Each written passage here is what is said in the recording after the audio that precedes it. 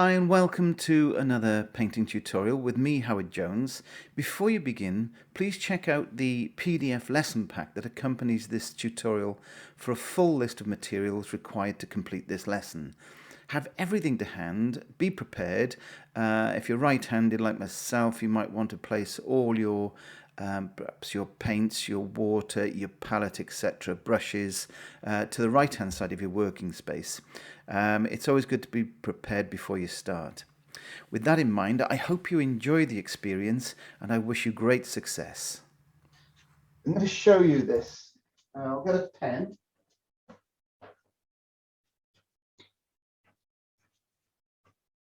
Even with my watercolor classes, I'm always advising people to make thumbnails, okay, for tonal values. And if you look at our photo, okay, I've just sketched in here and given myself an area, the tonal value areas in this really simple thumbnail sketch.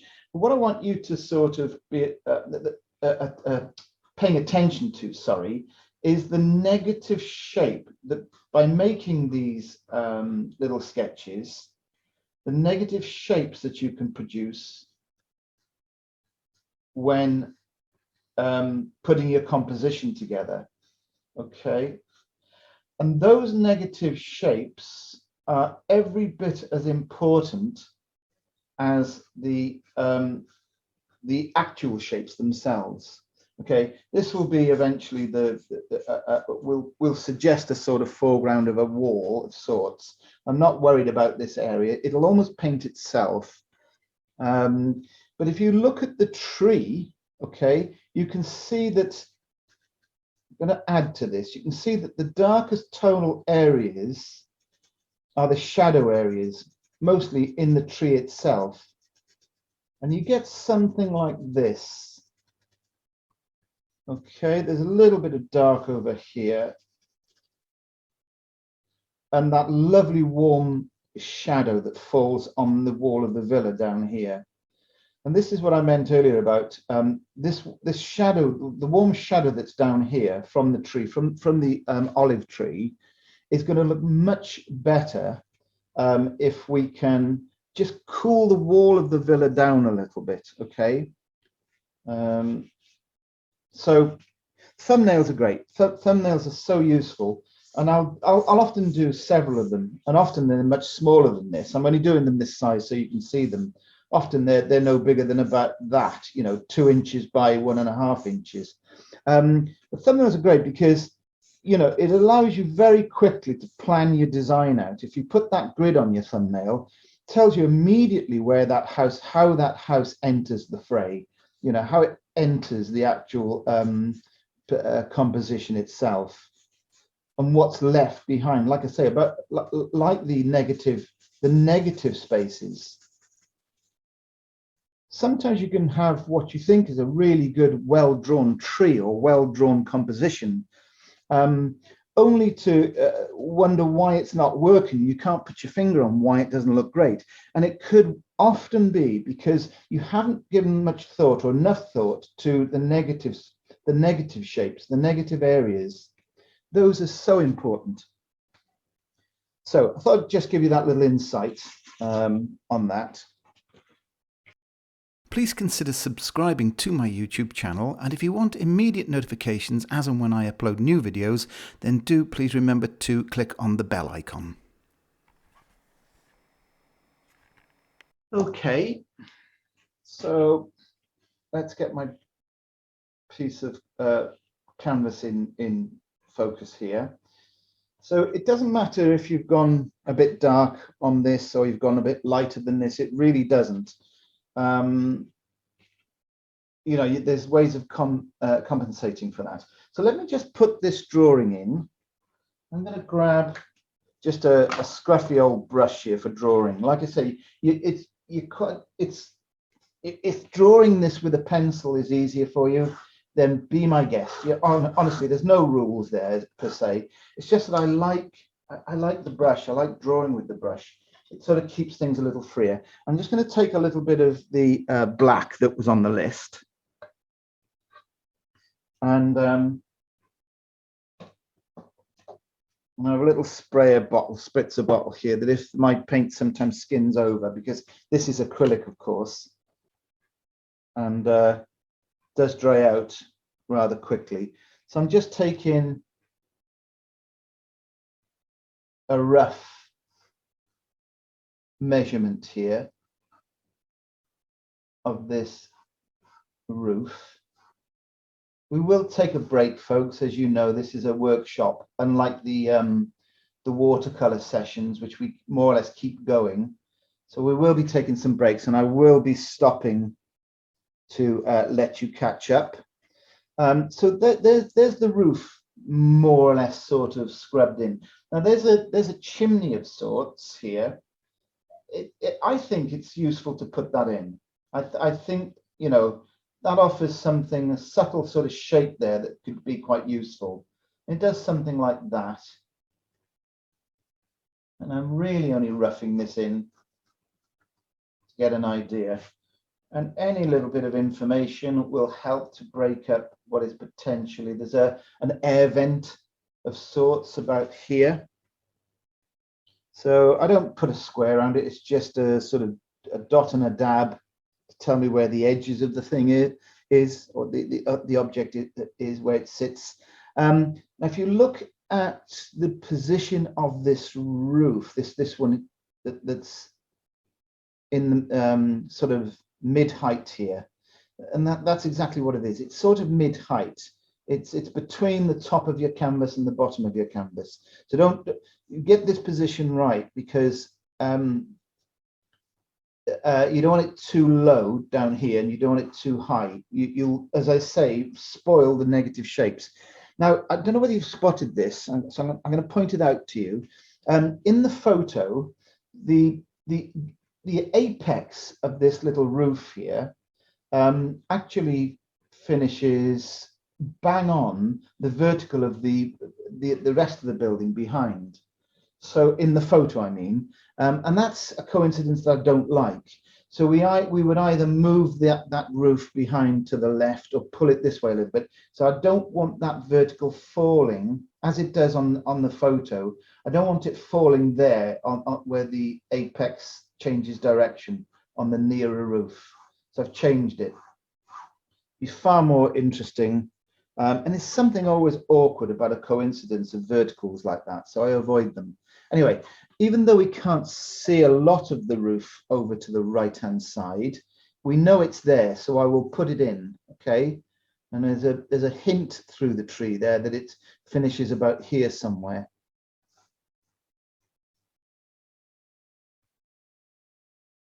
So we're only roughing this in still at the moment. And then what else can we outline? We can outline, there is this sort of window about here. It's quite a sizable window. Don't make it too small. It's about there, something like that. Now we can't see the bottom of that window because of the wall in front. So I wouldn't worry about putting a horizontal at the bottom of that. Just we know that there's a wall roughly around here that we will leave till some point towards the end of the painting. So we would assume that there's probably a vertical back here somewhere, and there seems to be, and we can't be absolutely sure, but there seems to be some sort of fence or wall just to the right of it. There's something there. May even be another building just set off. It doesn't really matter. I'm just pointing it out so that you can keep tabs with where I am. It's something about there, off to the side there. Whoops, just stop my board from moving around. Now then, the tree itself, it's a whopping great tree.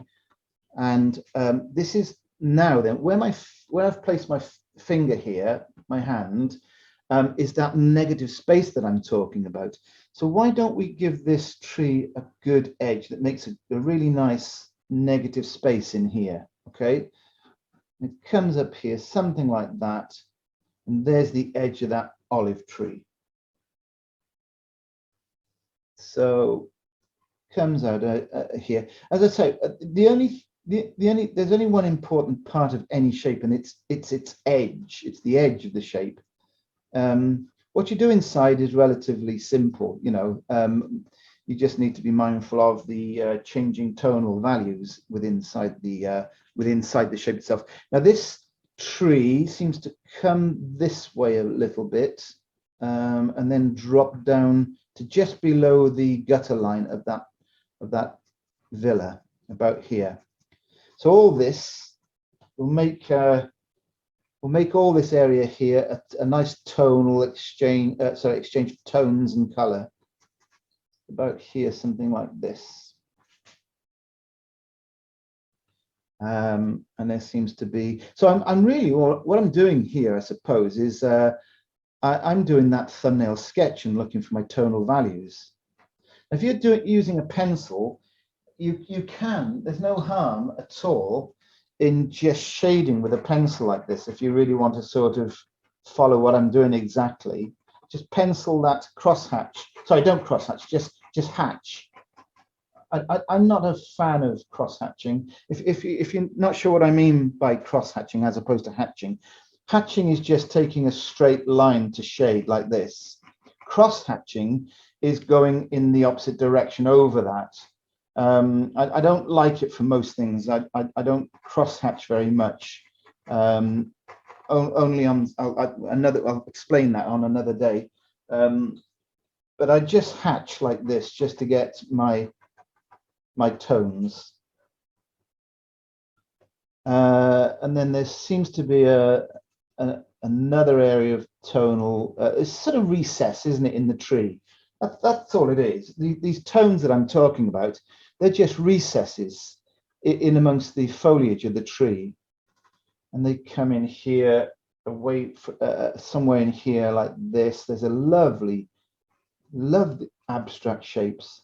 Comes down here, something like this. And then comes into here and into this area down here, which I really like. And that's the area that's going to be, so that's form shadow. What I'm hatching in here is form shadow. Remember, there are two different types of shadow. There's form shadow and there is cast shadow. We're dealing with form shadow. So here's the tree trunk, an estimate as to where one of those tree trunks is. I think there's 3 tree trunks in total. There's one, again, look at the negative space between the tree trunks. This is so important. Look at that lovely shape in there, like a sort of, like a pointy shield upside down, isn't it? Or something like that. Yeah, sort of like, it's great. Love that negative shape. And then we come across the top of the wall to find the next tree trunk, which is closer to the other tree trunk. Oh. And does something like this. So there, look at the negative spaces, and the rest of the negative shapes are actually the cast shadow on the wall. So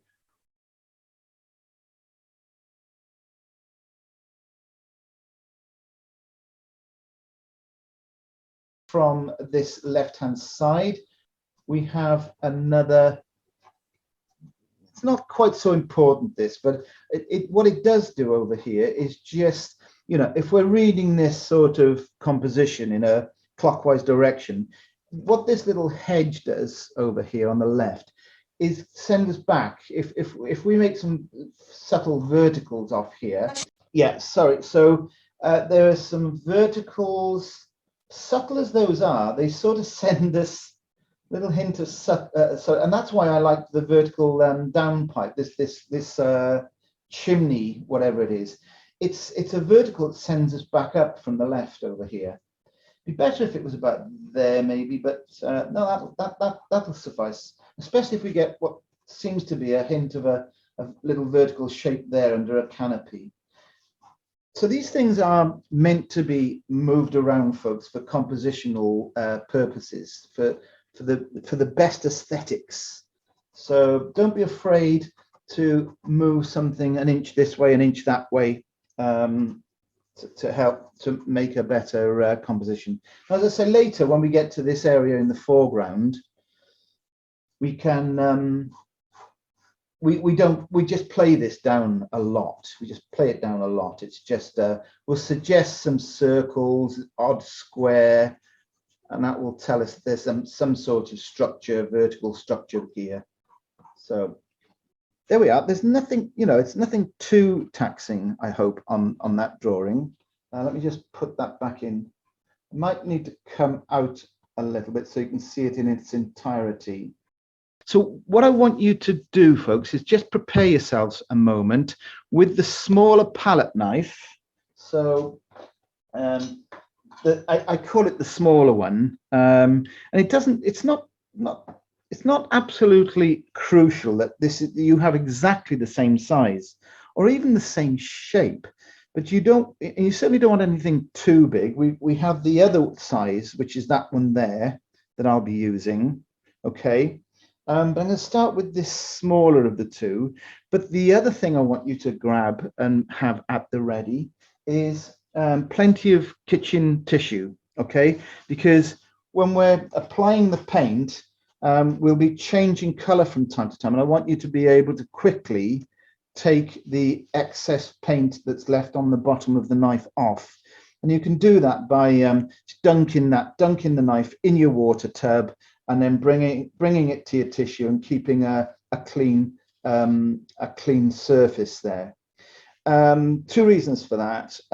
One, if you don't clean regularly, it's when you more or less when you're changing colors. If you don't do that, of course, your colors will start to sully and go dull. But the other reason, which is a bigger reason really, is that if you let the paint build up on here, it starts tacking. And every move you make just drags and makes a horrible mark. So it starts to tack up. So you need to keep constantly cleaning the surface of that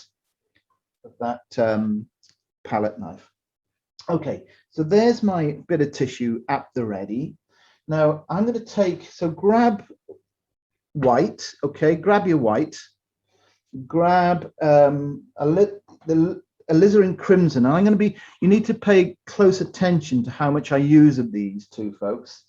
And now I'm going to grab the cobalt blue. So I've got three colors that are going to be applied straight to this surface here. That's the gap. So we're painting the gap, the negative shape through here. Okay. So I always start with the white first. So there it goes. Just apply the white. I've put on there something about the size of, if you're familiar with, a hazelnut, a cob nut, you might call it, or something like that. It's, well, there's my fingertip to give you a comparison. It's a sort of something almost the size of the end of my finger digit. But this is the one to be careful with, and it's the Alizarin Crimson. You just take a really small amount, put it right close to the white. It's a really small amount. It's about I think I must have an obsession with food. It's about the size of a garden pea. Okay, a squashed garden pea, to be absolutely precise. And now about the same amount of the cobalt blue. Okay. So now what I do is I dunk this in water first. Okay, so there's water on the bottom of this bottom of this knife. Start with the white and gently pull in the other two colors, and be really soft. You don't want to be making contact with the canvas or the paper underneath. You almost want to be surfing, if you like, over the surface. This is a sort of purpley color. We'll come up and make a good negative edge shape down here, up against this side over here. So we know that's where the tree is. We need to make a good edge here, and this is how to make a good edge. If you look at that palette knife at the moment, it's a real mishmash. Okay, if I get rid of all of it, just put it onto the canvas for a moment, okay, and then take the tissue and clean that palette knife, and I want a nice clean edge here. What you do is this: you angle the blade of the palette knife at about 45 degrees. You go to the edge of your paint somewhere. Anyway, it doesn't matter as long as there's paint there. If I turn that over, you've got a delivery of paint only on the edge, on the inside edge at the back. Okay. Now, if you place that where you want to create your edge, that's how you do that. I'll just repeat this rapidly so you can see what I'm doing here. Lift it, so you're picking up by angling the palette knife. Okay.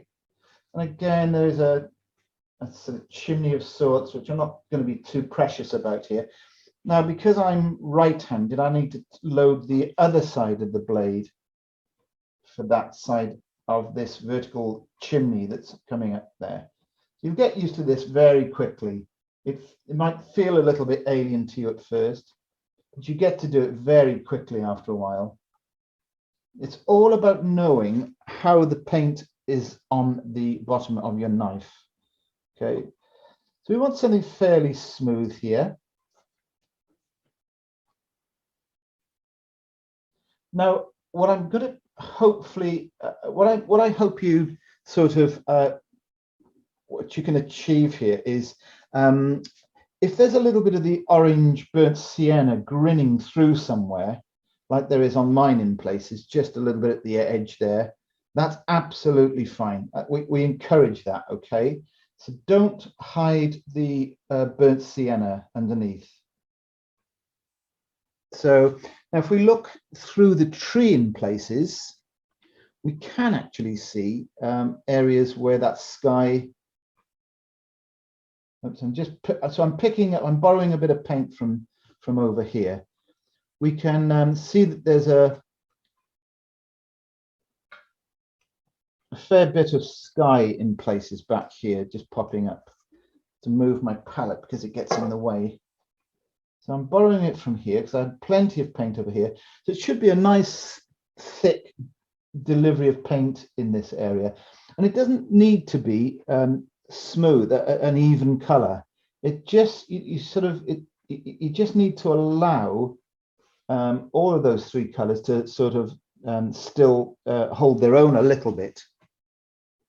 So too much palette knife will get you something flat, and the less contact you make with the paint, then the more interesting that color will appear, that area will appear, because it allows the individual colors to come through. So I'm going into areas where I think we can still see a little bit of the sky through the tree. I think that's okay. Now I've used this now. I'm done with this this paint on the knife. Okay, so to make absolutely sure there's nowhere else I want to just dot a little bit in. I'll probably end up painting over these little bits, but it's worth just putting them in as options. So it does. Now don't worry if your color doesn't look exactly the same as mine. If your color is more blue, or it's just paler, or it's even more pink, more sort of, there's more evidence of the Alizarin Crimson, that's absolutely fine also, okay? More concerned about the tonal value. If you've got a really dark area, I mean, if that color that we've just put on is darker than where my fingers, when we scrubbed in this shade, then you need to quickly now put some extra white in there. So we don't want this area to be as dark as the darkest thing in the painting. Remember, acrylic paint dries darker, okay?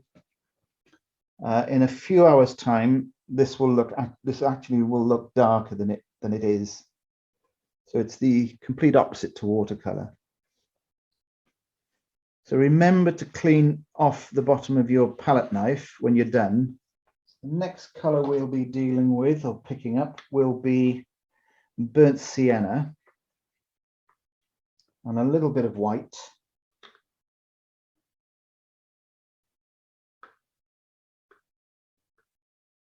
Sorry, no, what am I talking about? Next color we'll be picking up is white and a little bit of phthalo green and a very small amount of burnt sienna. So we want to create a sort of a coolish version of what we've got on these walls here. Okay, right then. So I'm not too concerned with the roof at the moment. I sort of want to make sure that we get the tones right at this early stage for the walls, because we the roof, as it turns out, the roofs rather of these buildings are very close to what they should be anyway by the time we've finished. The tonal value and the temperature. It's this vertical wall that we've got to make sure we get right. Okay, right then, folks. So I'm picking up a bit of, so I've got a clean palette knife again, picking up a little bit of the white, not too much. Actually want the underlying burnt sienna to come through a bit on this. And then, and when I say a really, really small amount of this color, this next color, I mean a really small amount. This is the Phthalo Green. This is what's going to cool things down a little bit. And there is very small amount of that. We can always put more on. It'd be very difficult to get it back off. And then very small amount of the burnt sienna. Whoops. Find these tubs really awkward to use. So there's a small amount of burnt sienna there. And I'm going to start by landing in the white. Pick up a little bit of that Viridian green. You can see just how powerful that Viridian green is. I use so little there. We'll bring in the burnt sienna. And immediately I'm seeing the need for more white. So that's what I'm going to do. I'm just going to get this moving around a little bit because the tonal value needs to be really pale. But I really also want to see the underlying burnt sienna in this too. So let's take more white.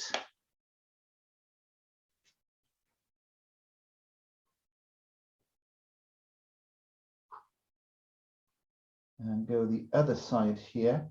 And remember that trick, if you want a nice clean edge, just angle the knife like this as I'm doing here.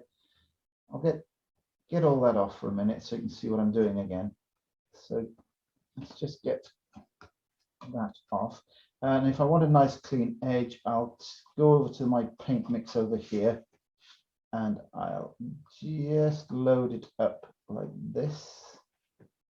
So I'm staying, it's worth noting this, I'm staying away from the eave, if you like, mostly. I'm making sure that, well, I'm making sure there's a gap there. Because under this line here, eventually we'll probably be putting in a nice warm, dark, shadowy line. But do, if you can, do try to let the burnt sienna grin through, okay? Now, of course, in real life, this is a very flat wall, but we're going to give it a bit of texture, just to add a bit of interest in here.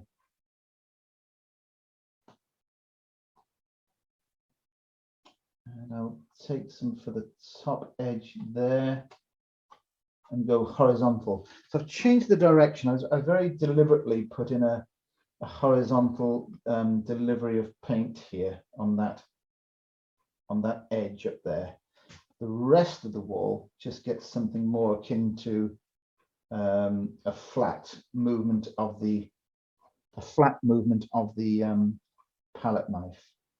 I've got another a little area there where the original burnt sienna is grinning through.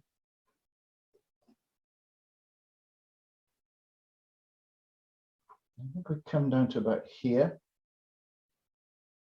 And this is when you should observe just how busy the surface texture is that you've created.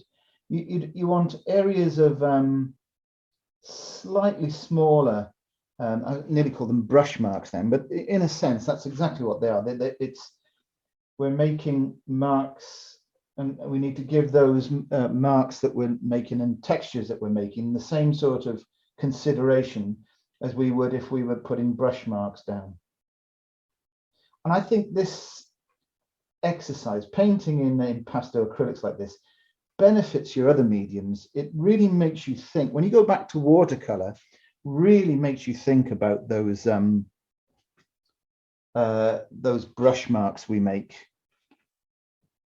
Okay, now all I'm going to do down here, folks, and the reason why I'm continuing on here rather than stopping is this exactly the same as what I've done up here. I'm just coming in here with exactly the same mix. And rather than take paint now from where I've been here, I'm going to put a little bit of fresh down here.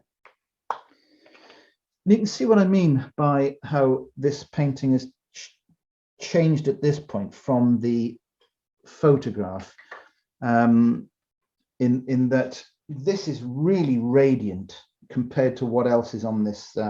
It's far more complementary in terms of color than if I'd have gone in here with a primrose yellow. Okay, it would have just, if I'd have gone in with that primrose yellow, it really would have just looked insipid. Now I'm trying to find the wall, only the wall. Now there's a bit of, if you want to go back up, you get an idea here that a bit more white is required in places on that wall back there, just to brighten it up. Because what I'm really thinking about is tonal value, I suppose. And that comes down to about here. I'm working with the lines that I drew in with my paint when I made my drawing. Seems to be the wall of this nearer villa certainly seems to be a bit whiter here. There's the doorway, which is very white. Let's get a little bit more of the slightly warmer color in here. I'll put this paint down here. So now, very soon, this area down here is going to become my mixing area. There's that little bit of extra warmth in this nearer wall. Now, don't go into your door, your window, whatever it is, where my finger is. Don't go into there with anything warm. Stay out of there. If you put anything in there at all, like I have, just put white into there. Either side over here.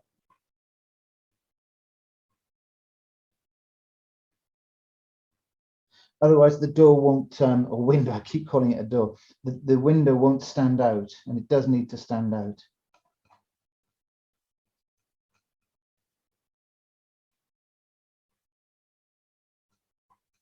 So I'm probably being a little bit mean with my paint, so I am going to put a little bit more of the white and the tiny bit more of the phthalo green.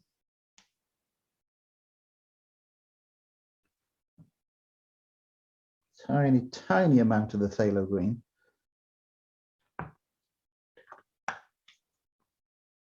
Some white. And then clean my brush, because I've sort of dealing with, I sort of made this area go a little bit muddy, because I should have really just cleaned my palette knife off. So I've cleaned it now, that should be fine. Tiny bit of the green to give it some life.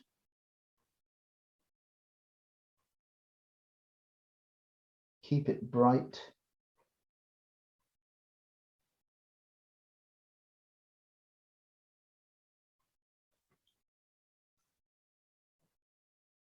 And it's tone is more important. Tone is the most important thing. Having said that, color can also lift an area.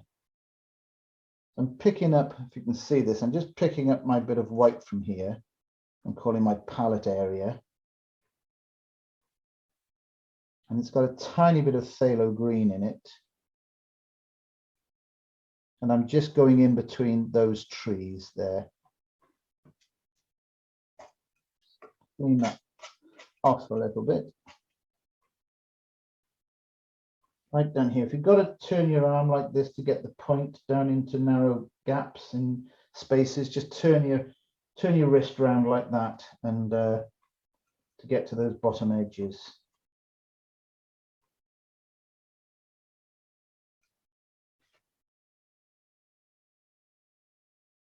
Okay.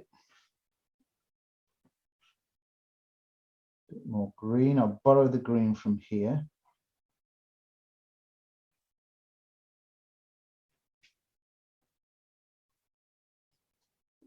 So when we get to putting the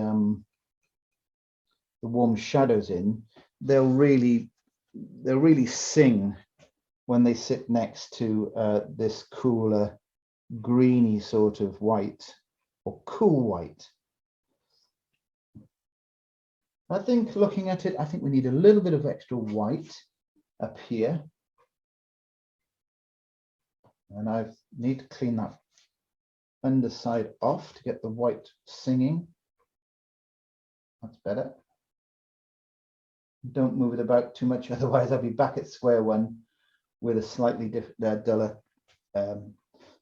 less sort of bright color. I will come over here, but not much. I think really I'm just studying the photo there. It really is quite sort of a dark, warm color under there.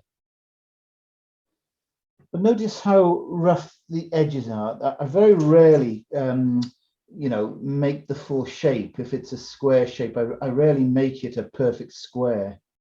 It's just to get the main areas covered.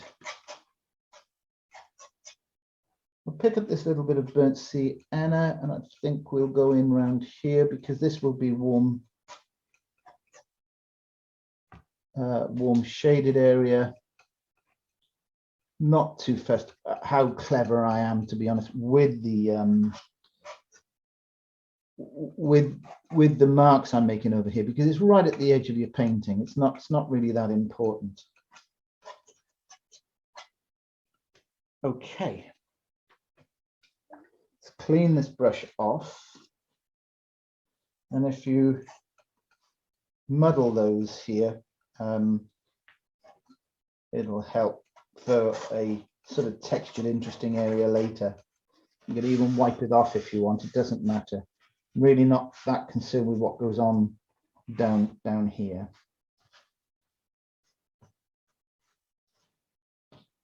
Okay, I'm going to give you time to do that because that was quite tricky working in between other shapes.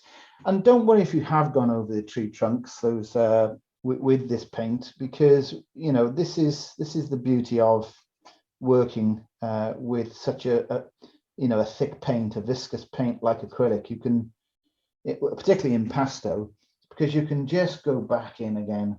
What I am going to do before I forget is go up this chimney a little bit with the color that we've been using. So borrow a little bit from places and just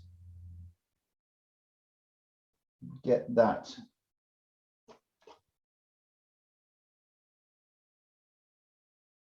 onto there.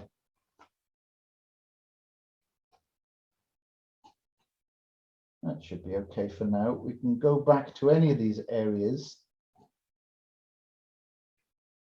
anytime and go back. I do like to sort of, it is wise to try and get all the things that should be the same color done at the same time for obvious reasons. If you're going back in later and you've got a different, you haven't got that mix, that color mix going anymore, then that can be a little bit tricky and it can look awkward. So just get something in that chimney.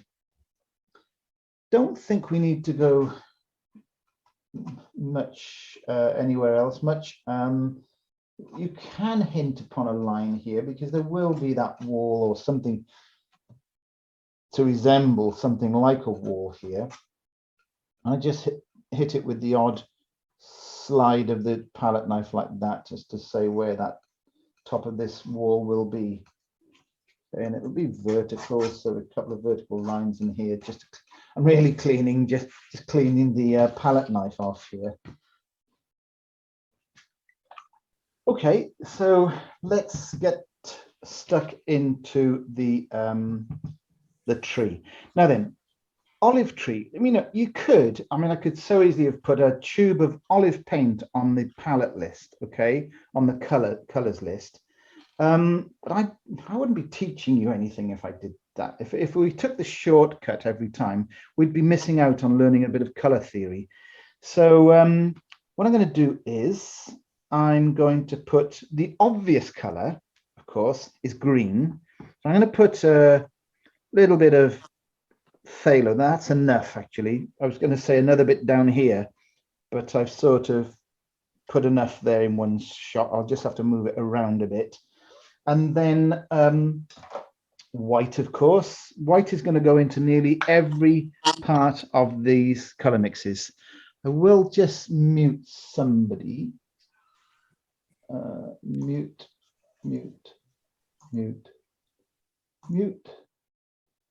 There we are. So white is going to go into all of these mixes. But I will still, if I so choose, put a little bit of, leave a little bit of the burnt sienna running through.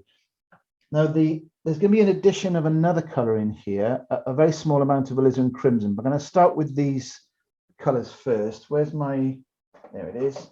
The third color going in here, folks, is burnt sienna. So we've got white, a little bit of phthalo green, and a bit of burnt sienna. Okay. Righty-ho. I don't know how much use we're going to get of the bigger palette knife. It was, let's give it a go for this, because it's quite a large area. I envisage using the bigger knife probably down here for the foreground later. But if you just want to dabble with this bigger knife for a moment. Now then, think about, study your photo. When you're doing this tree, study your photo, because if you look at it, there are areas of sort of where the light is catching those areas of foliage that are standing out. Okay. Now, by leaving a little bit of the original burnt sienna grinning through, sorry, we allow for a brighter area in places. Now, I might not have put out enough burnt sienna in this mix, so I'm just going to bring in a little bit more. All I'm doing here at the moment, I don't want it this busy. I'm just playing. I'm just sort of getting ideas, if you like. There goes the lid of my burnt sienna across the floor. I'll retrieve it later.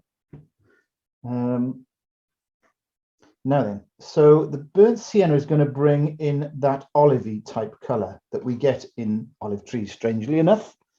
So make sure that the burnt sienna registers in this color mix, folks, when you're applying it.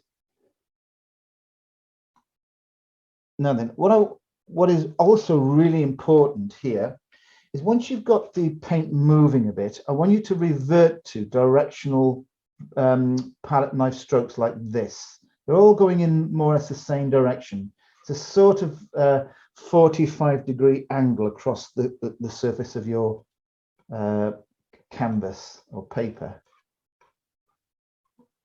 And that burnt sienna, for some reason on my board, is not registering very well, so I need to get a little bit more.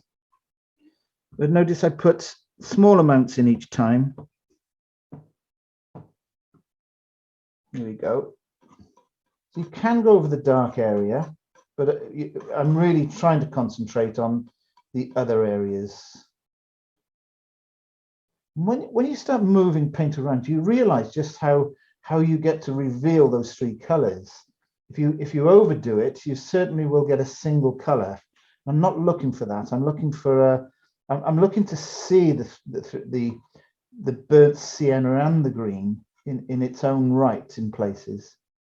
But keep this 45-degree angle palette knife movement like this.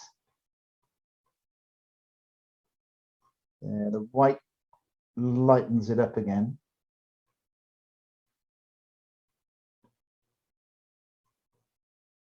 And if I want more green, I'll get it from where there, you know, where I've got perhaps a little too much. I'll take it from here where there's a lot of green. Now remember, we're dealing with one tone here. We've got to go into this tree in a moment with darker, to get those darker recesses. Now, I've forgotten that little limb that comes out there. Let's get that in. I've got to clean this off. It's getting a bit, I think I'll just take it down here, leave it on the edge of my palette there, my board really. And I'm going to clean this palette knife. It's getting a little mucky. Let's get rid of this.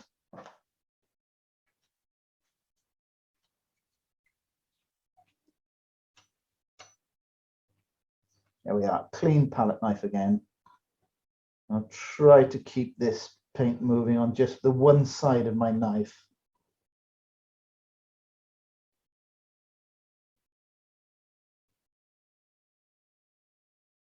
Make a good edge here.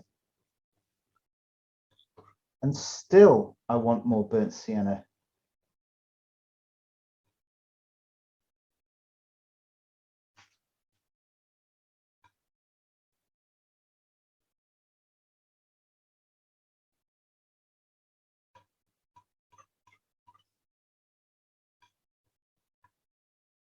Yeah, I want a lot more burnt sienna. Doesn't seem to be registering. This is Winsor & Newton.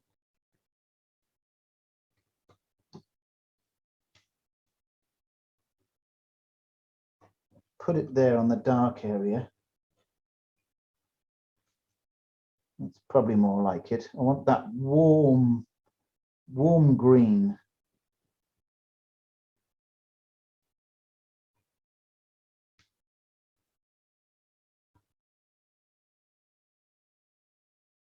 I think I'm favoring, if I'm honest, the smaller knife.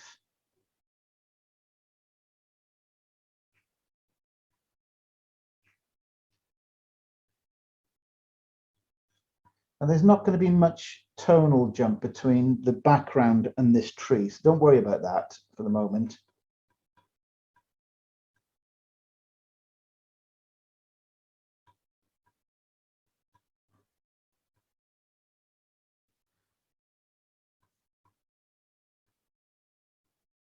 So I do change the angle, you know, I'm talking about keeping it all 45-degree angle. I am doing that, but now and again, I'll just go off the angle occasionally, especially if it comes to the edge of a new shape where there'll be darks. Might just change the direction of the knife stroke there.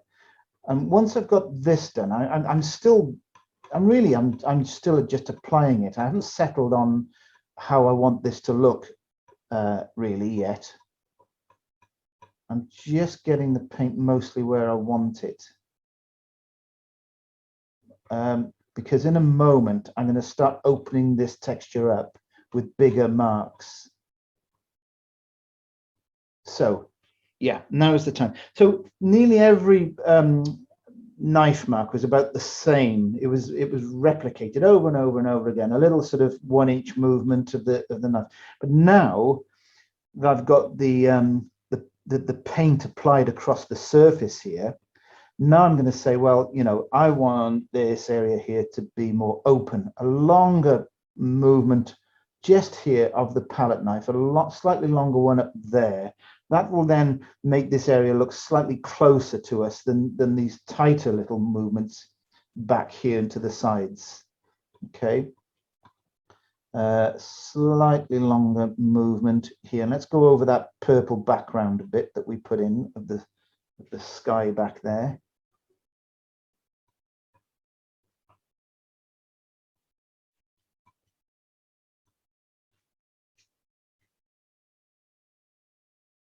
Okay, I think that sky color is probably a little too high there. So I'm going to put a bit more foliage, you know, more tree through that and lose those little pockets of sky a bit. Break them down.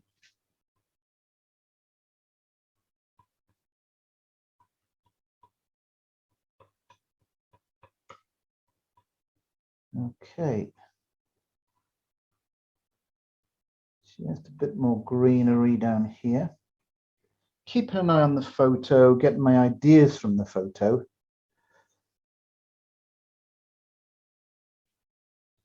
But if you stop yourselves every now and again and say, study the texture that you've applied. Is it varied? Have you got a nice long sweep, say here centrally, compared to what's at the peripheral? You know, what's at the edges? So they need to be a little bit tighter, slightly tighter marks around the edge of your tree, but in the center, some more broad, longer strokes of the palette knife. Okay, I think that's okay now. The direction, keeping the same direction going is really important. It looks pretty awful actually if you're inclined not to, if you lose concentration and you're going off in all sorts of directions, it can look really messy, won't look particularly attractive. So keep it going like this. And the way you get the texture, the way you suggest the foliage is, as I say, is by varying, is by keeping certain length movements of the knife into certain areas, and the tighter ones towards the edge. You know, the longer ones central, and the edge ones a little tighter, a little bit busier. Now we're going to go for the darks for this tree, and this is where the Alizarin Crimson is going to come in. I'm just cleaning my knife off, folks, if I've gone a bit quiet.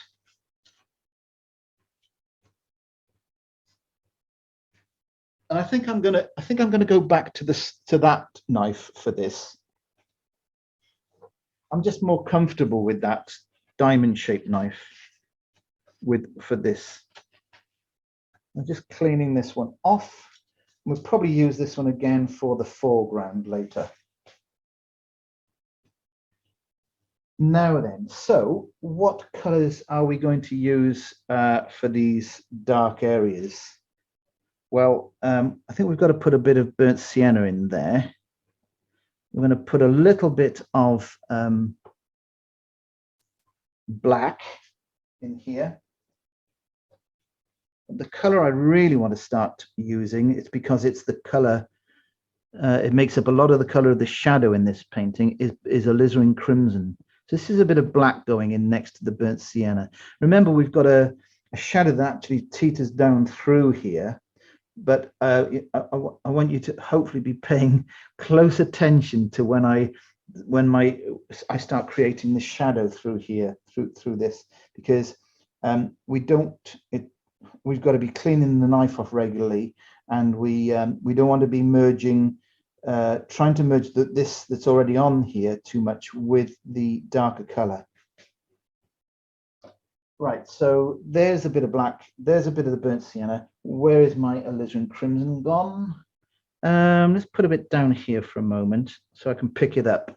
So I'm using my foreground as the palette surface, okay? I think I'll put a bit more black down here too, because I can envisage needing that. And I might even put a little bit of the Phthalo Green again.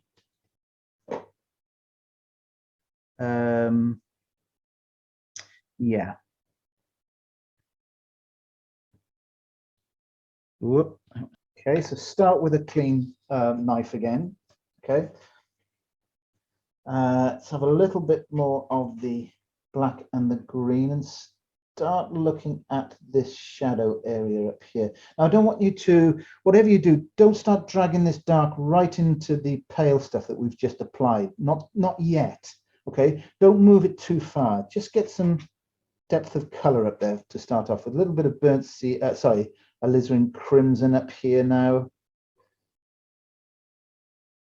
So bring it down to about here. You see, just breaking into the wet pale green paint, warm green paint, just about there. Now I'm going to clean that off because it's got a lot of the white on it, okay? And I'm going to do the same up here. There's a little bit of the green again. I don't want us making too much inroad into the opaque white stuff that's already on there. Whoops, and I just made a little bit of contact with that white paint there. So I think I'll get away with that. Stop there for a moment. Clean again. I'm getting in a right mess with my fingers here. I have to be careful. Get rid of that bit of paint.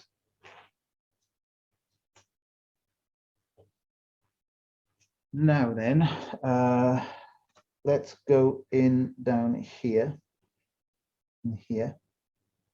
Study that photo. Have a look at what you think those shapes are. But the red, when you add the red, the alizarin crimson to this shadow, it really starts to vibrate. It really starts to sing. Try not to make too much contact with the stuff that's already on that tree for the moment.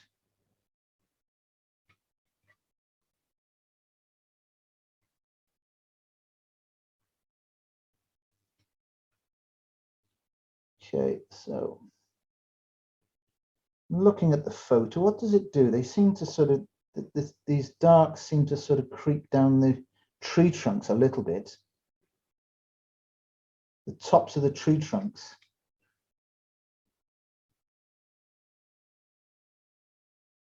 And there's a line that I'm suggesting there's a tree trunk going into the tree itself there. Now that we've got now that we've got our darks more or less in place, now it's time to start getting a little more arty. Okay, we're going to start blending a bit more. So what, you know, I'm mindful of how white this is going every time I move down, how much it's being affected by the wet green paint. What does it do? It seems to do something like this through here. So that's got white paint on it underneath. So I've got to get rid of that. Otherwise my darks will never work. So here we go. This is wet in wet. You know, we work wet in wet with watercolors, of course, but we're working wet in wet here with these acrylics too. I'm coming into here, studying sort of what happens with my in my photo. Think about this shape now. Just as I was talking about the negative spaces elsewhere, think about the shape of the pale green foliage that you're creating when you're making these darks run through here. Now that area might be a bit big up there looking at it, okay? It's not that big in the photograph. Not that I should be copying the photograph, but it's still, I think it might be in this case a little bit overkill. So I'm going to take I've just cleaned the knife off. I'm going to take the green back in. Look at that. Take the green back in and we'll reduce the size of that dark up there. Do the same from this side, move it into the dark.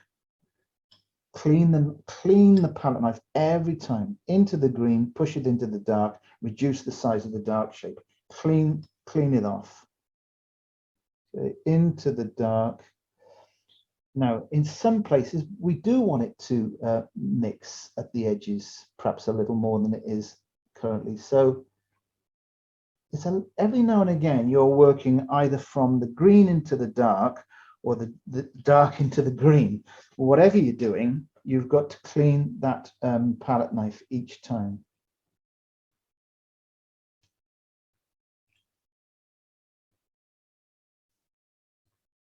So coming back down to here, where some of these darker shadowy colors go a little bit paler, and that's good because that's how we work it through through the softness and the subtleties of this shadow. Otherwise the shadow shape would be far too harsh.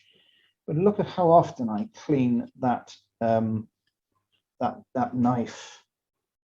Now there's a hard edge here, right the point of where my palette knife is right, okay, because the overhanging foliage is close to us and it shows a really tight pattern at that edge there. So don't, whereas we've been softening the edges up here, we're sort of encouraging a bit of hardness, a harder edge down here. But the other side, this edge over here of the dark, that can go soft again. Because that's the photo will reveal that. You can see which sides of your dark shapes are soft and which side of those dark shapes are hard.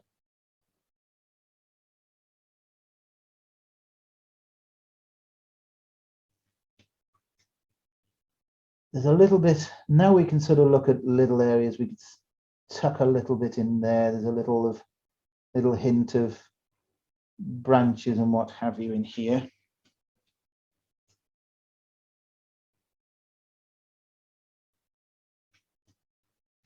Okay. I think I put out way too much burnt Alizarin Crimson here just now.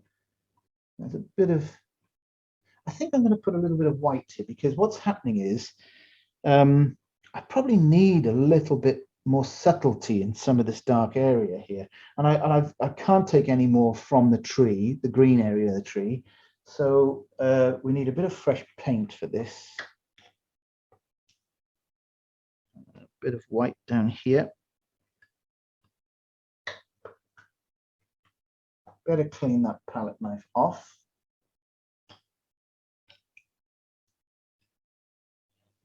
So a little bit of that white, a little bit of the green. I'm starting to get something a little bit of warmth, a little bit of burnt sienna.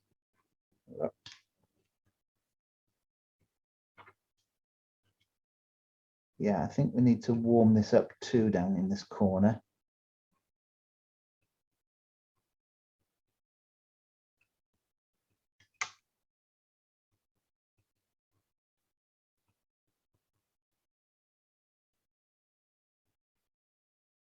So if I take a tiny bit of white here on this knife,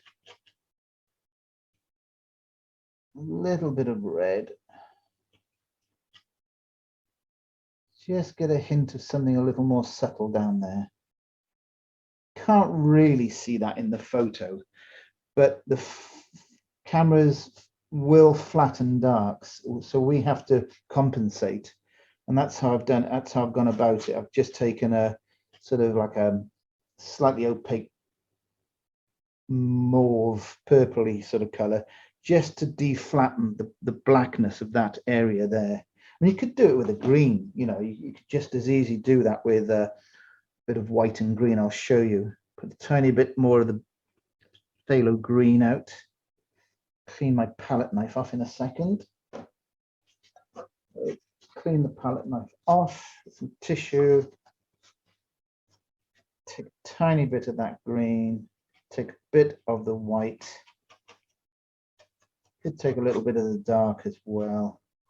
A little bit of burnt sienna, maybe warm it up. Get that olivey mix down here. And then we can sort of say, well, there's, just hints of something a little bit paler in that dark mass down there.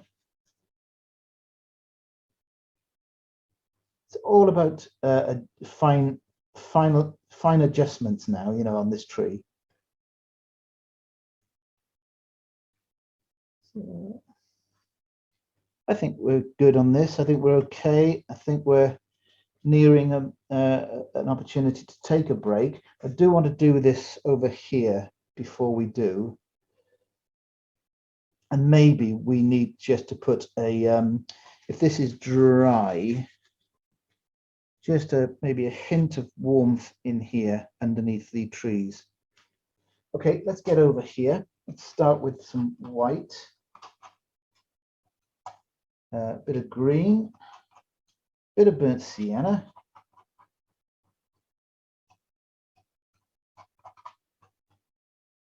As I say, whenever I'm doing a new shape like this, it's just a case of getting the paint there, making sure you've got the colors you need.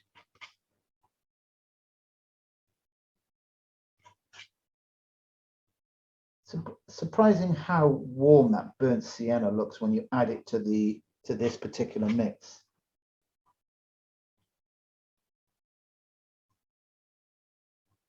Okay, so how do we make this look a little more like a hedge? Some smaller marks off the point of the palette knife like this, just at the top, just at the top. Some broader marks further down. Get a bit of darkness from the Alizarin Crimson and the Phthalo Green. Never bring the names of colors to mind when I'm actually painting. There's a sort of shadowy shape there. Okay.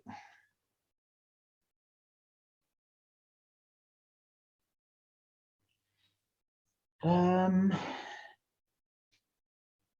clean this palette knife off. It's a habit that you've got to get into, is regular cleaning of the palette knife. It becomes second nature to you after a while.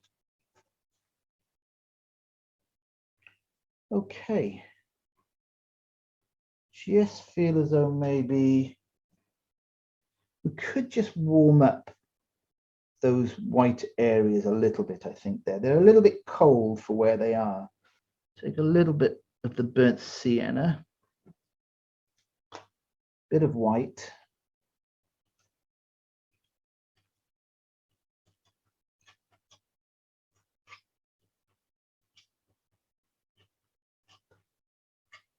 I'm mixing this up down here.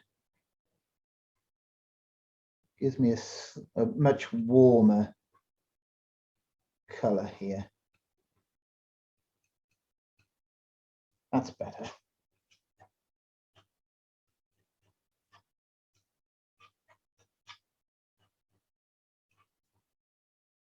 Bit more warmth there.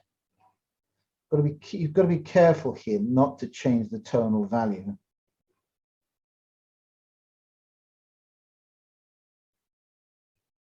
Only the temperature. But this, I've left this area here, as you can see, almost pure white paint just there. Okay, and there's a good hit of good place to practice what's going to come next. Actually, this is over in this corner, because it's not important if you get it wrong slightly. I've picked up a good hit of Alizarin Crimson here, because that's what we're going to be using for those lovely shadow colors.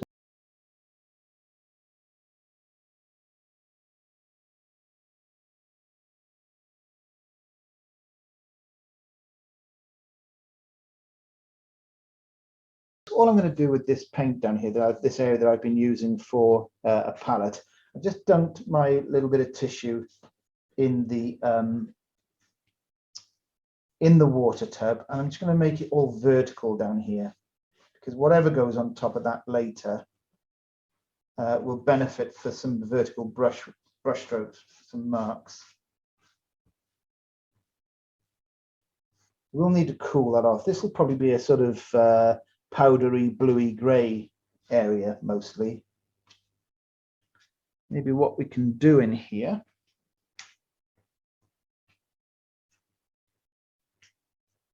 is scrape out with the point I'm not even sure whether these will stay by the end of the painting. They may disappear because we'll be coming back into this area. But if you want a bit of fun and something that might stay there later, then you know, scrape out a couple of these stone-like shapes. Don't have them all in the one place. Leave that like that. Perhaps, you know, go somewhere else and put the odd one in somewhere else. But as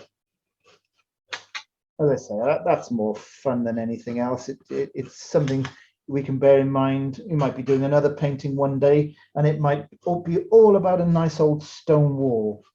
And there's an idea for it for you to consider. Oh, I did promise to show you how we could get a really straight line into an existing area. Right, clean palette.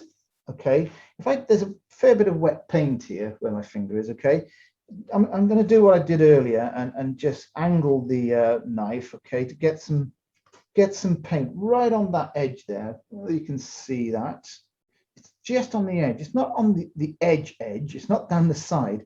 It's on the back edge there. And if you want a straight line anywhere, that's what you do. Okay, take some more. You need a bit more paint than this, and I'll show you how to do it properly later. But reloaded, and maybe you want a line underneath that roof there, something like that. Gives you a really clean, like hairline line. It's great, really very effective. Sort of. Incidentally, I don't know whether you noticed, I'm only putting a line down the left-hand side of that chimney, because if the sun's hitting the right-hand side, this side here, you're not going to get a line. You might just hint upon it somewhere like that, but that's about it. The right side of that chimney won't exist. The edge won't exist really. Okay. Right. So what have we got? I think you know, we could almost leave the roofs as they are because they're so complementary to the actual existing colors on here. But I wonder whether it would just look a little bit strange having that sort of flat texture next to all this lovely impasto paint.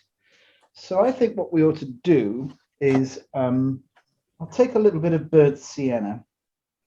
Yeah, let's see if what I might do is run a little bit of this along that edge for a moment.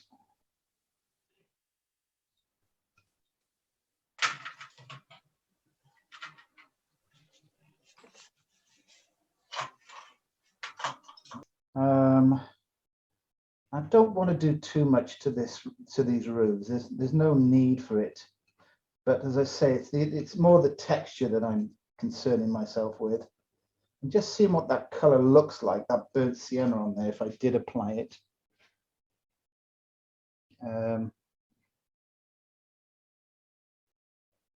Just take a little bit of burnt sienna and white. I'm just loading up the very end of that. Yeah, I think this will work. I'm just loading up the end of that knife there, and I'm just placing some short, almost lozenge-like shapes, just to break up that surface. And we could, I know what probably will work, is if I load up the edge of these of the knife there and just add a little bit of light to the leading edge there, as though it's catching a bit of light, and the same across the top ridge. Something like that. Back to what I was doing a moment ago. So this is just burnt sienna, a little bit of white, nearly all white. There's very little burnt sienna in this mix. And I'm just giving the roofs a little bit of texture, allowing a lot of the original burnt sienna to grin through. You know, I dare say there's other ways that you can do this. So I've got to remember this. This area here is going to have a warm shadow over this roof. So that will have to be dry before I can do that. Okay, we'll have a little bit more that's slightly darker on the edge, darker burnt sienna, slightly stronger on the edge of that knife, just here and there.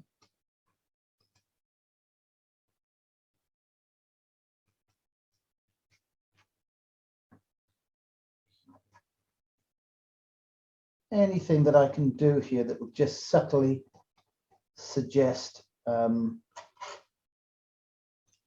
that sort of tiled roof effect.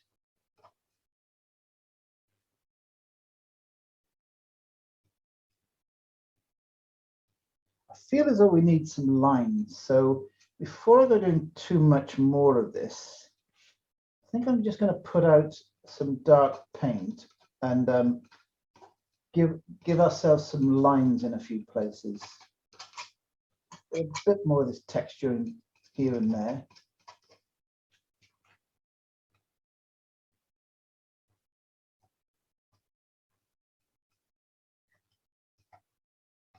Okay.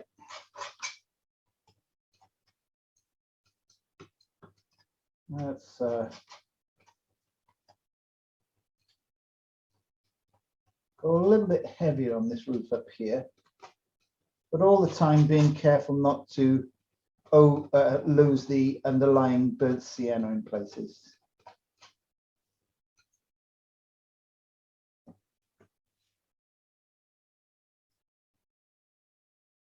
Yeah, so what I'm going to put out here is a bit of burnt sienna, a bit more burnt sienna, that is, Alizarin Crimson. We're starting to consider the warm shadows now, for the first time. Bit of burnt Alizarin Crimson, so it's burnt sienna, Alizarin Crimson, and a little bit of the little bit of black for now.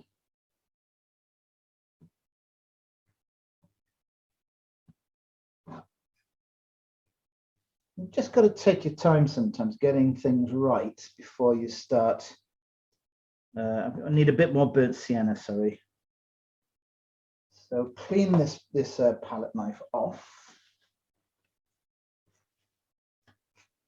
And let's create a little mix over here of those all three colors, making sure that you're creating a really warm dark. Try to avoid the white. Don't pick up any white with this.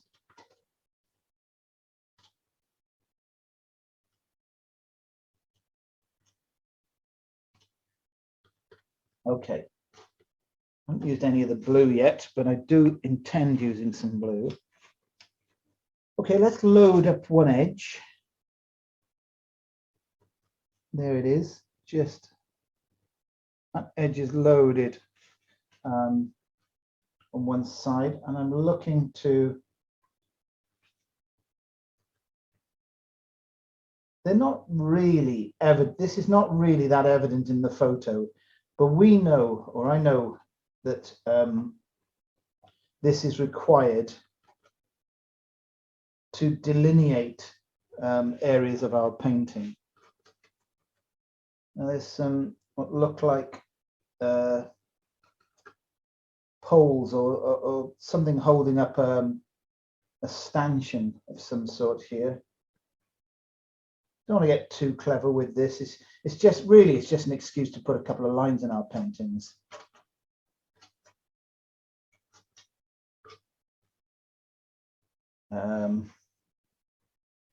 Right, around the door, maybe either side of the door.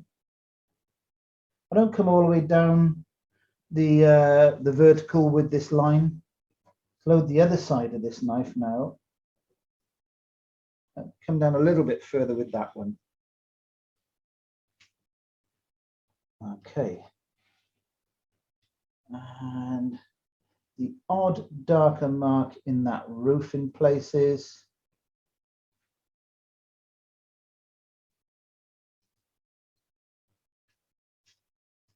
Am I happy with this? I think so. I think that roof up there probably got just about the right amount of texture on it.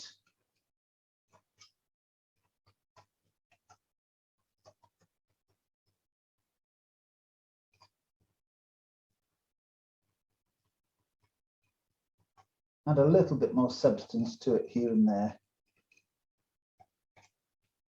I think, I'm not sure now, I think I'm going to take just a bit of burnt sienna now and give this a little more weight in places.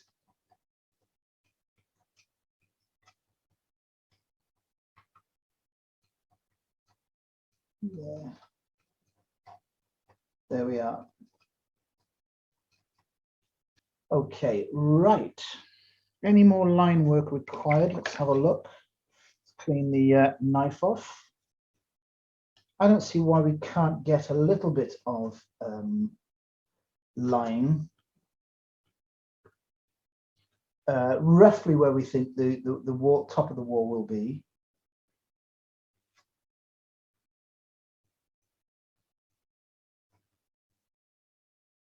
Just here and there, not a solid line by any means, but just give ourselves an indication of there being a sort of a change of object, an area that's different somewhere around here. Because as I keep saying, you know, probably use a bit of blue around here later to push it into slightly cooler shaded area.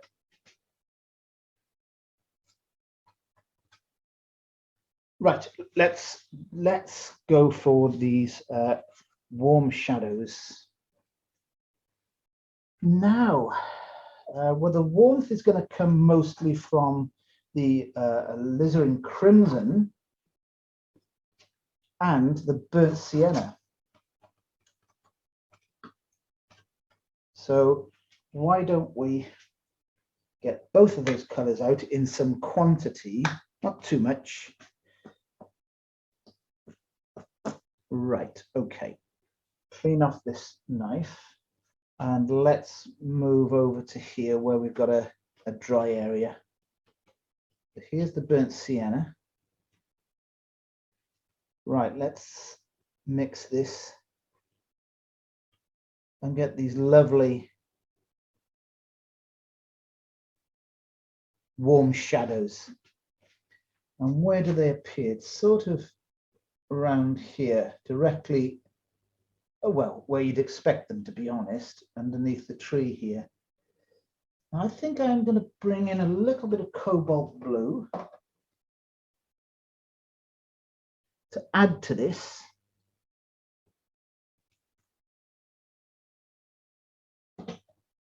Which I know will cool it down a bit, but it'll also darken it.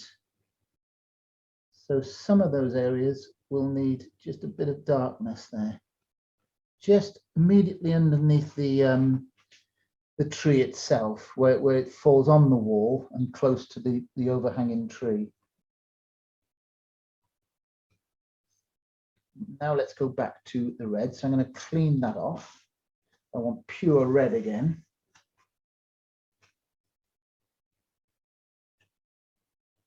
And we'll try and emulate the patterns that we see in the photo. They're obviously cast shadows from these tree trunks here that are there. Come down the wall, something like this. And this is where I will sometimes use my finger to smudge to create a slightly softer edge here and there. Seems to sort of come over here, the shadow.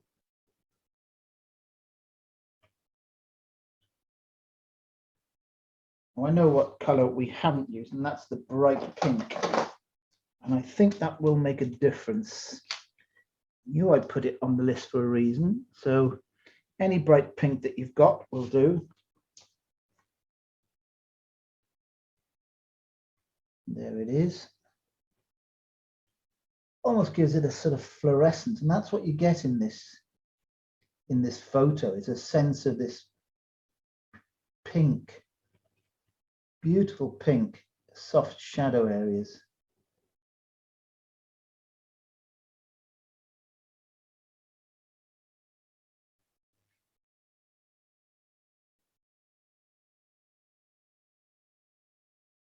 You don't have to do them exact, just get an approximation of what's going on back there.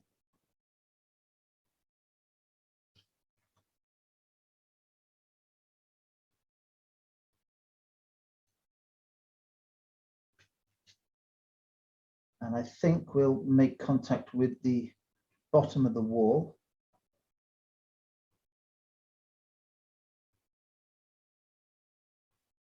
It's still mostly the paler pink, the bright pink. We'll have a line coming down here to suggest another tree trunk.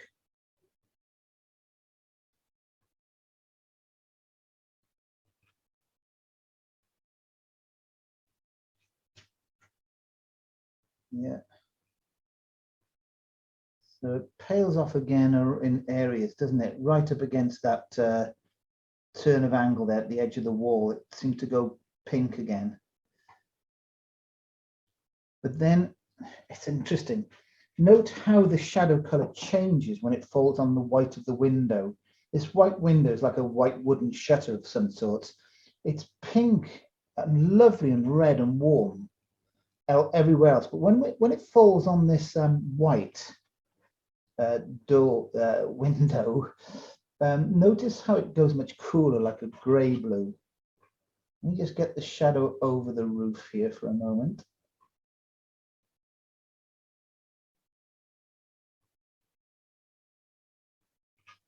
A bit more of our colors are required, and maybe a little bit more darkness actually in there.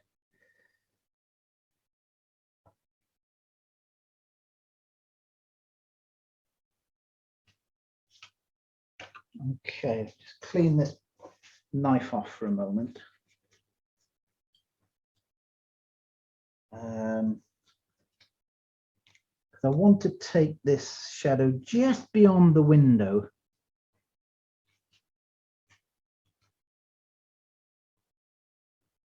Just about there. And it seems to come a little bit further down the roof too, doesn't it? So.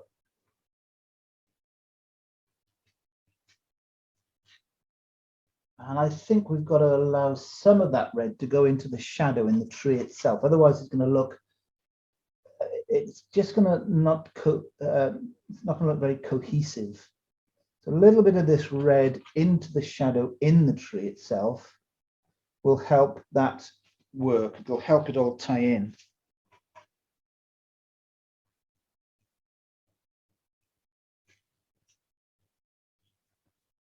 Okay.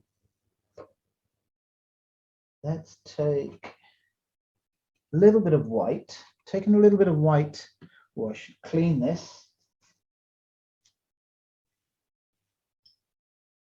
A little bit of white, a little bit of pink.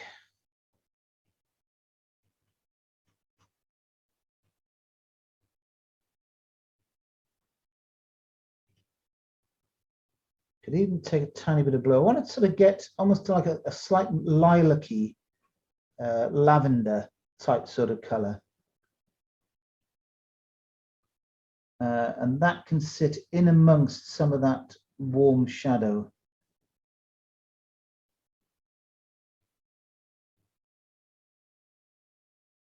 Just in the odd place.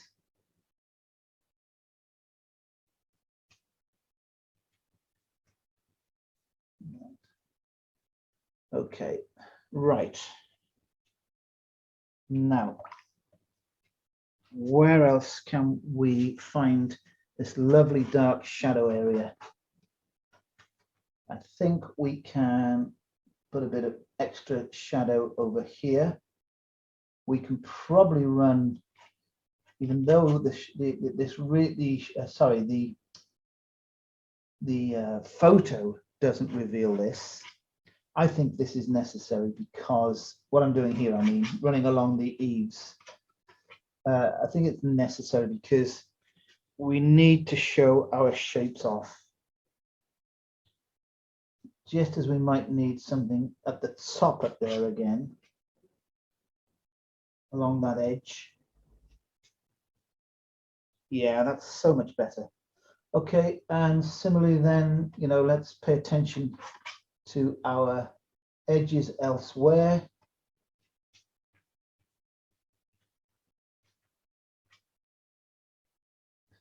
And the reason why, you know, we don't follow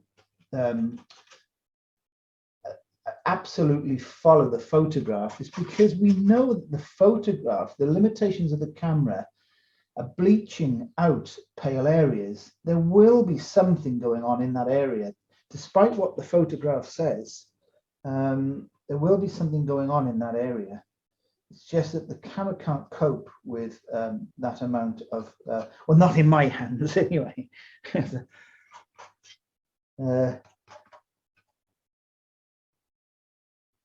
So until the day comes when I get to understand the balance between aperture settings and ISOs on the camera and things like that, I tend to make my observations by written notes and sketches on site whenever I can. And honestly, it's a very useful way of gathering information, a reliable way actually, because you know what you're right, you know, the comments you're making on your little notepad and the sketches you're making on your sketch pad, you know, they're factual. They're actually what it looked like when you were there. And when I was there at on this occasion, I was absolutely blown away by these colors that I could see in front of me, which prompted me quickly to take a photo. But I have notes of that particular evening on a little sketch pad.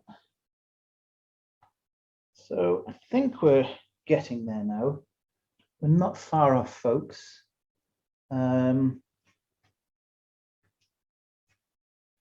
Just clean this off. And we've got to, as I said, there's a little bit of a cooler shadow just here where my palette knife is, as it falls onto that. And I mix it, so it falls onto the top of that door window. I'm mixing up a little bit of cobalt blue here. And I just want to get that sort of gray. Let's take a little bit, well, I could take a little bit of black actually, a little bit of black, then a bit of the white or anything with white in it, like that. That pinky mix that I had on the go, that's about it. That's pretty close. And that's a sort of pale, slaty, bluey color. And that's what I'm seeing here. Now, I could use the brush. You know, I put a 1-inch brush on the list, but it's, the palette knife is so intoxicating. It so wants you to sort of, I don't know, chance your arm, make you do things you wouldn't normally do. So there's the, might be a little bit dark actually, that. So just clean this knife off. Before it gets a chance to dry out, I think there's not enough there. I think we need just to sort of play around with a little bit of white into there, just to, perhaps I have to remix it over here a second. A little bit dark, I think that. So go over that. Much better, much better. It's all about keeping an eye on your tonal values. But I love the way that shadow, that cast shadow, changes color just because it hits white, the color white. Whereas when it falls on the warmer wall, the shadow goes warmer with it. It's great. It's just fantastic. I think just a little bit of cooler area again in some of those warms.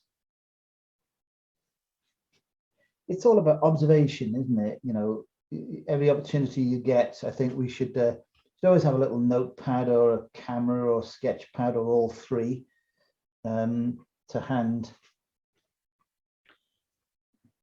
Right. I wonder if that grey would just work slightly underneath. No, it's probably overkill, that is. So let's just put the warmth back there. Try it though, you've got to try it. Whatever enters your head, you've got to try it. So can I get a line off that? I think I'll clean this before I try. Just clean that palette knife again. And we'll get something that will give us a line. Load it onto that edge down there. And we'll say that the shutter window has got a little, we can see a little bit of the division in the shutter window. should that line have been warm like the rest of it, or should it have been closer to the grey that's above it? I think because the white is sort of saying it's grey, the shadow, then the lines that you make to show the divisions on the shutter should also be a cool shadow. Right. I think we're just going to get something going in this wall now.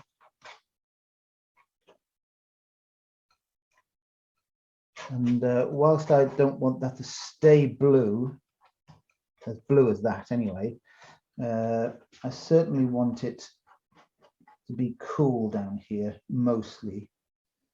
So I'll get rid of this, I think, for now. Get rid of the burnt sienna. So a bit more cobalt blue out.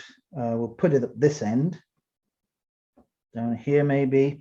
We'll get a little bit of the ultramarine blue. I think that little area there needs a bit more sunshine on it. So let me just put a little bit more sunshine on the top of this hedgerow. So that, remember, that's ultramarine, sorry, it's not ultramarine blue at all. It's white and burnt sienna. And that'll give that hedge a nice warm surface to it up there.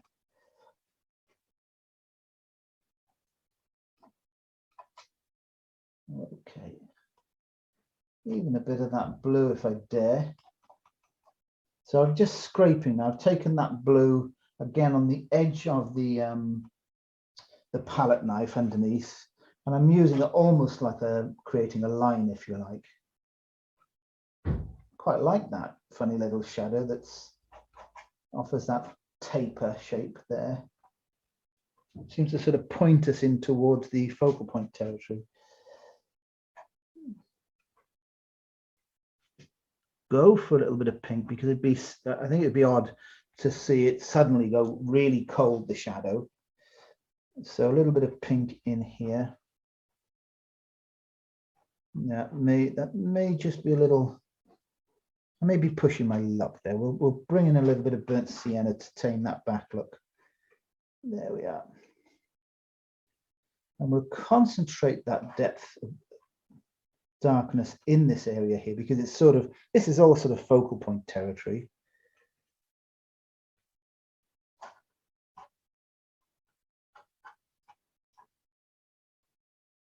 And I want more grey in that blue. That blue is too blue. It needs to be grayer. So anything warm going into it will make it more grey, and the white will make it more grey.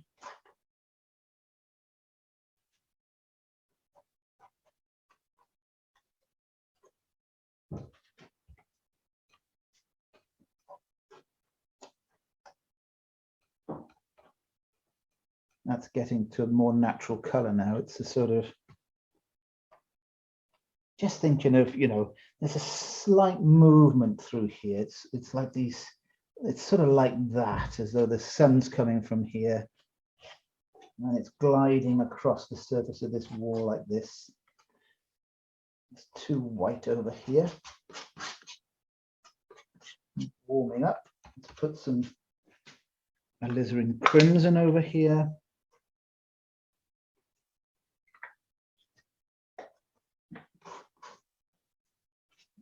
Really just trying to create really large areas of open texture, not tight, small texture.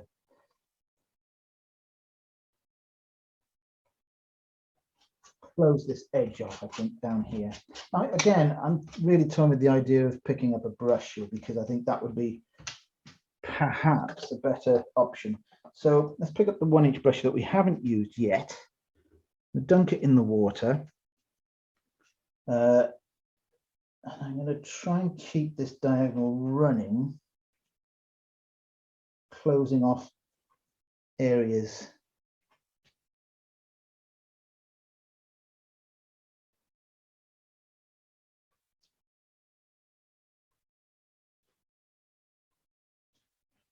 I want to keep these few remaining hints of burnt sienna. So I'm keeping the warm here again so that it sits, you know, around the area of warm shadow. Very nearly there now, I think. Let's close this off a little bit. It's getting just pushing, this area is sort of pushing away a little bit. So I'm just softening. I'll borrow a bit of paint from here, from the wall in the front, and we'll close some of this off down there.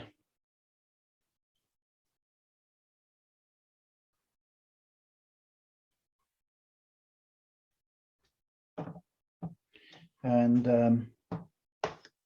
again, if you want to scrape into this wall, if you do want to sort of suggest there are individual brick faces down here, then there's a couple of ways of doing it. We can scrape around shapes, or we can do what I probably prefer to do, and that's take the odd shape out, scratching into it, something like this.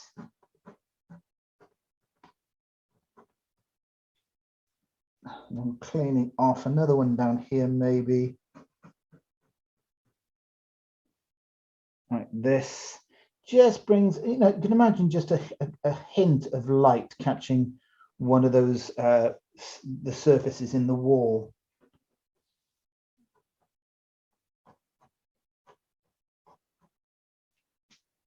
Like this. Still think I need a bit more dark there, maybe, but that's just I'm firing, you know, I'm going like crazy here. Perhaps we ought to just stop for a moment and have a look at this. Let's put the mount around it and see what's revealed when we put the mount around it.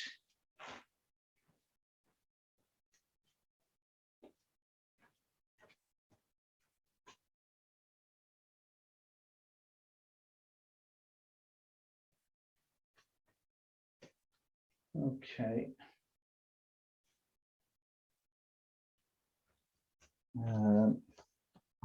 I'm just going to soften some areas. So just like any painting, doesn't matter what medium you're working in, the same sort of finish is required. I'm cleaning the big 1-inch brush here. This is a nylon fiber brush. And I'm just sort of thinking, you know, we need to sort of lose some definition in places, like there, for instance. Maybe that needs just taking back a tiny bit back there. We need to sort of integrate some colors going on there, maybe a shadow off this back there a little bit. And I'm not so much looking to the photograph anymore for my answers. I'm looking for the answers within the painting. And that's another really important thing, you know, that at some point in every painting, you have to give up on the referring to the photo, because you realize it really isn't and was never meant to be a copy of the photo. So the only answers you're going to get are going to be those, as I say, that come from the within the painting itself. Now there, I haven't noticed, there's a little shadow on that wall there. And I think that's quite good. I like that. Offers a little bit of abstract. Not only that, it offers a otherwise hard line, because the tonal value change, you know, it means that this area here disappears against the background a little bit. Well, it would if my if I could just tame the value down a little bit, something like that, so it ties in better. So I do think that we need, and I'm borrowing paint here. I don't know whether you can see, I'm borrowing paint from the wall here, because there's quite a lot of it. And I'm loading up an edge on this. And I think we've got to have some of that warmth up here. Let's just take, let me show you what I'm doing. I just take a little, I load the edge of that palette knife. Yeah, I mean, you could put it down on a surface somewhere and pick it up. But and then I'll just suggest some reflected colour along that line up there. So let's put the mount around it, see what we've got. Quite like the overall balance. I've got the focal point here with those lovely warm shadows. And if I home in, you can see just how abstract the whole thing looks. You know, particularly this area up here, the negative space that we were talking about, that I'm pointing to there. It's a close-up. It is a very abstract shape.